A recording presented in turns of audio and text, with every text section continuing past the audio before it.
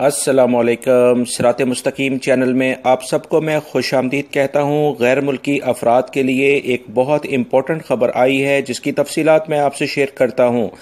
تفصیلات کے مطابق سعودی وزارت عمل نے ایک اہم اعلامیہ جاری کر کے بتایا ہے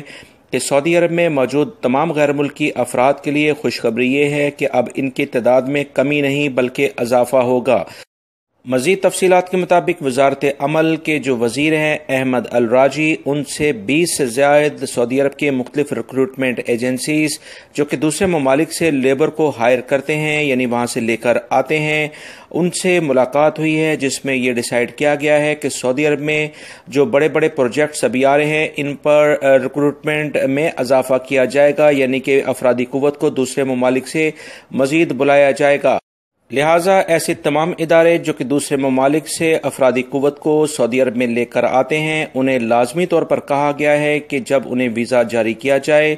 تو 14 دنوں کے اندر اندر وہ وہاں پر ڈومیسٹک ورکر ہوں یا دوسری لیبر ہو انہیں سعودی عرب میں پہنچائیں، کیونکہ سعودی عرب میں جب کسٹمر سے اس بارے میں ایگریمنٹ ہوتا ہے کہ لیبر اسے جلد از جلد پہنچائی جائے گی تو اس بارے میں ڈیلے نہیں کیا جانا چاہیے۔ اگر کوئی بھی تاخیری حربہ اس میں استعمال کرے گا یعنی ڈیلے کرے گا تو اسے 30% جو بھی فیس ہوگی اس کا جرمانہ کیا جائے گا۔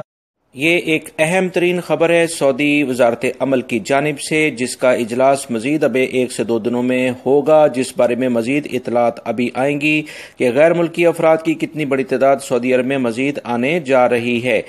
میں اپنی بہت ساری ویڈیوز میں آپ حضرات کو اس بارے میں مطلع کرتا آ رہا ہوں کہ سعودی عرب میں جو بڑے پروجیکٹس لانچ ہو رہے ہیں اس کے لیے افرادی قوت دوسرے ممالک سے منگائی جائے گی،